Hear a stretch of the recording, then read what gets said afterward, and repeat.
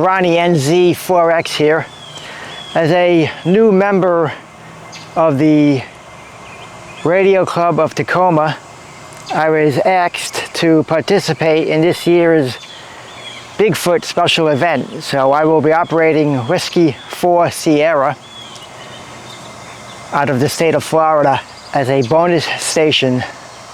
The event takes place October 15th and ends on October 20th. So plenty of time to work the BigFoot special event and also the bonus station Whiskey 4 Sierra. If you participate in the special event, you will receive a pretty neat QSL card. This is from last year when I participated in it. Pretty neat. All you have to do is work one station and you'll be eligible to receive the QSL card. And here is a certificate that you will receive as well, suitable for framing. My wife Susan even got me a special shirt for this special event, as you can see, the SkunkApe. The SkunkApe is Florida's version of BigFoot. He's been lurking these forests right behind me for at least 200 years, going back to the Seminole Indians who've documented sightings throughout the Everglades and throughout these woods behind me. And what better excuse to go out and buy a Hex Beam? And that's exactly what I did. I just completed the installation. It took me a couple of weeks before I got everything together.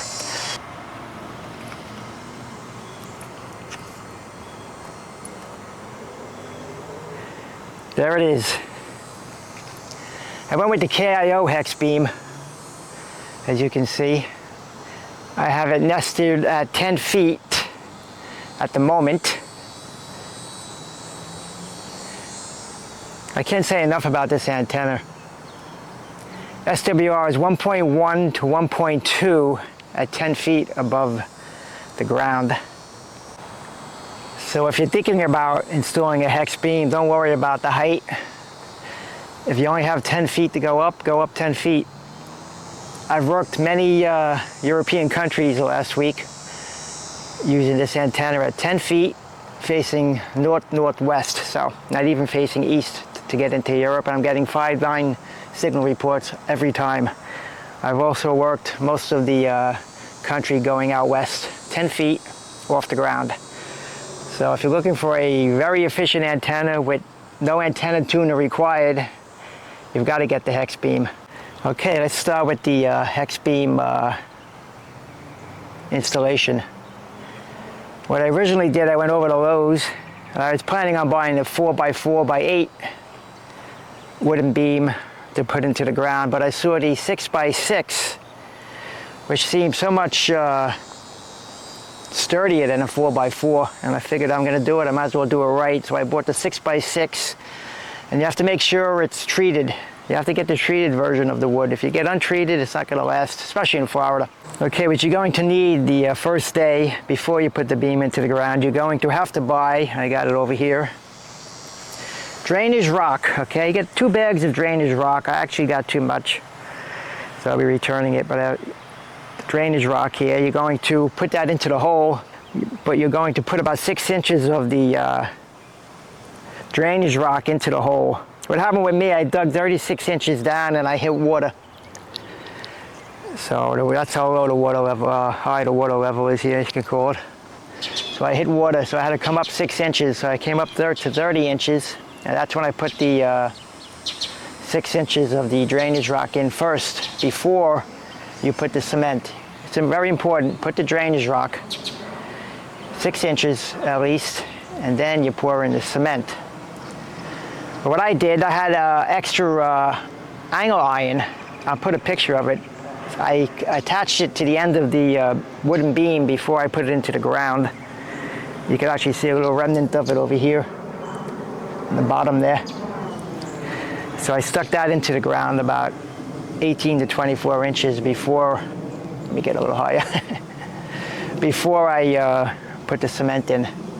I use about 300 to 350 pounds of dry cement.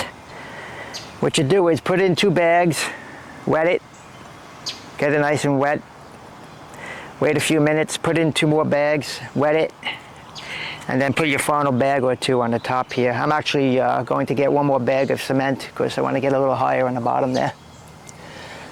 Okay, as far as the brackets go, the brackets are angle iron that I picked up at Lowe's as well. Now you can go to DX Engineering and buy the pre-made brackets. It's going to cost about $250 for the brackets, which is ridiculous.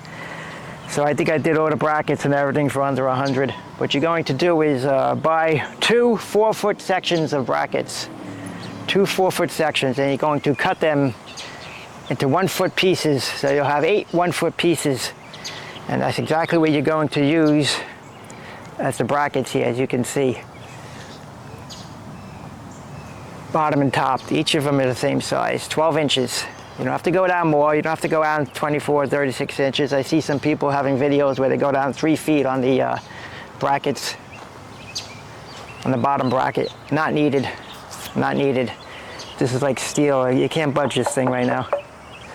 So I've got 2 4-foot sections. You're going to hack them at 12 inches. Very easy. It took me 5 minutes to cut the 4-foot sections into 1-foot sections. And then you're going to go on Amazon, which I did, and you're going to type in aluminum plate. Very simple, aluminum plate. You're going to get hundreds of dealers who are selling these aluminum plates here. Now don't get the 1/2 inch, don't get the 1 inch, you're going to get the 1/4 inch. That's all you need, 1/4 inch. It is like steel, these plates, you can't even budge them. 1/4 inch, that's it. So you do that. Okay, you're also going to buy stainless steel hardware. Make sure you get the stainless steel, very important. As you can see, stainless steel. Okay, you're going to use that. It's pretty simple. You just do your measurements. Make sure it's straight. Use your angle and make sure everything's perfect. Another very important piece is the truss bearing. Make sure you get the truss bearing. Okay, they have 2 versions, Yaesu. I got the bigger version. But it's very important. This truss bearing is going to hold all the weight of the antenna of the mast, which happens to be the EZ Up 50. I got the EZ Up 50. It goes up about 33 feet at max. And also, once that truss bearing is utilized, the bottom rotor has actually no weight on it whatsoever. I could actually take this rotor off right now, and it'll slip right off because there's no actual weight on the rotor. It's all being absorbed by the truss bearing. It's very important you get the truss bearing. You don't get the truss bearing, you won't be able to use the RCA, cheap RCA rotor that I had in a box, brand new. I was looking for the Yaesu 450. They were all out, so I decided I should just use the rotor I had in the shed, brand new in the box. I bought it for like 90 bucks on QRZ swap meet about a year ago with the rotor cable. So for under 100 bucks, I'm able to turn my Hex Beam. Not bad. It would have cost about 500 with the rotor.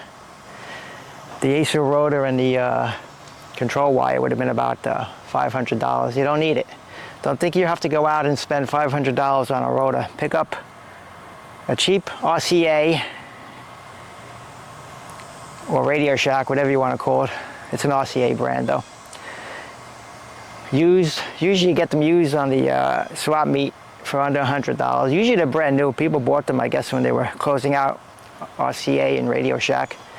So you get a lot of them brand new being offered for sale for about 100 bucks. What I had to do though, I'll explain what I had to do. I had to modify the rotor. On the bottom of these rotors is a little plate, a little door plate.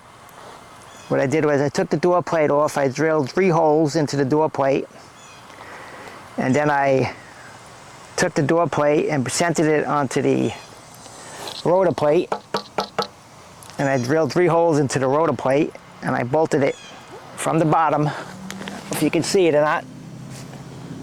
You can see the bolts under there. So now the rotor is sitting nice. And I did use some sealant around the edges here, just in case to keep any kind of water out. Also, the next problem with that was the U-bolts that came with the rotor are only for 2-inch. So this is a 2 1/4 inch pipe. So what I had to do is go out right on Amazon and pick up 2 stainless steel hose clamps. And I use that, as you can see.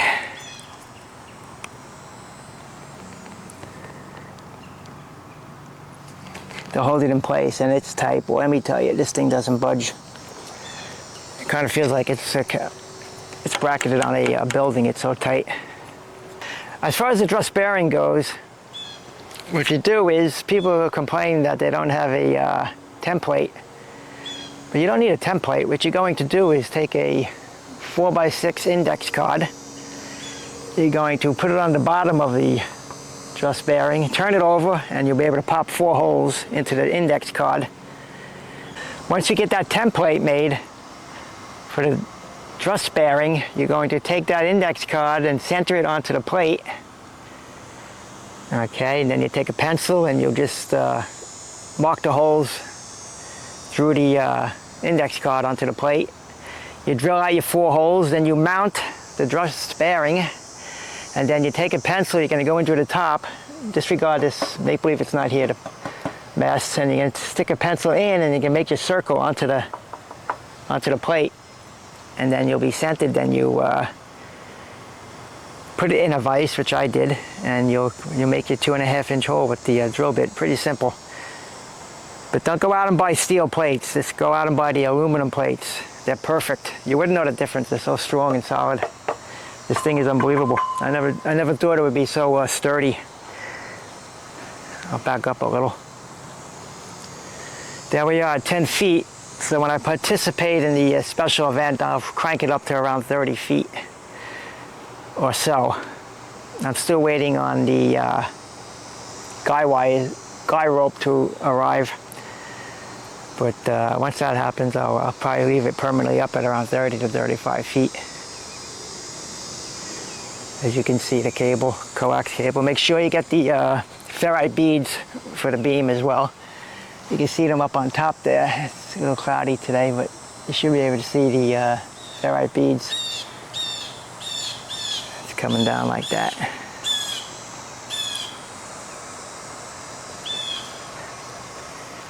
Like I said, it's nested at 10 feet, and I talk to the world with a 1.1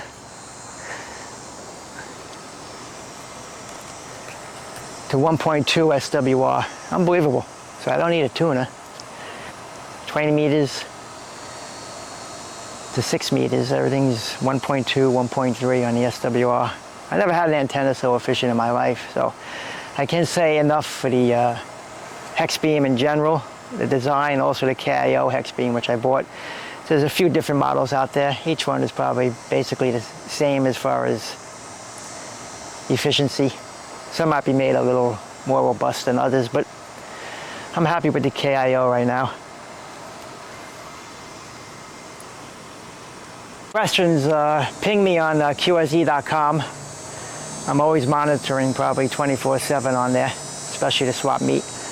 And I'd be happy to answer any questions or guide you in the right direction if you need to know anything further about the Hex Beam installation. Now remember, the BigFoot special event this year is October 15th to October 20th. It's a fun event. Even if you're a new ham, you'll get your feet wet and working a special event. I will be W4 Sierra, as I said, Whiskey 4 Sierra. I'll be operating down here in Florida in the woods, home of the SkunkApe, Florida's own little Bigfoot. Brought to you by the Radio Club of Tacoma. So we hope to see you then, and we hope to make a contact. Thank you.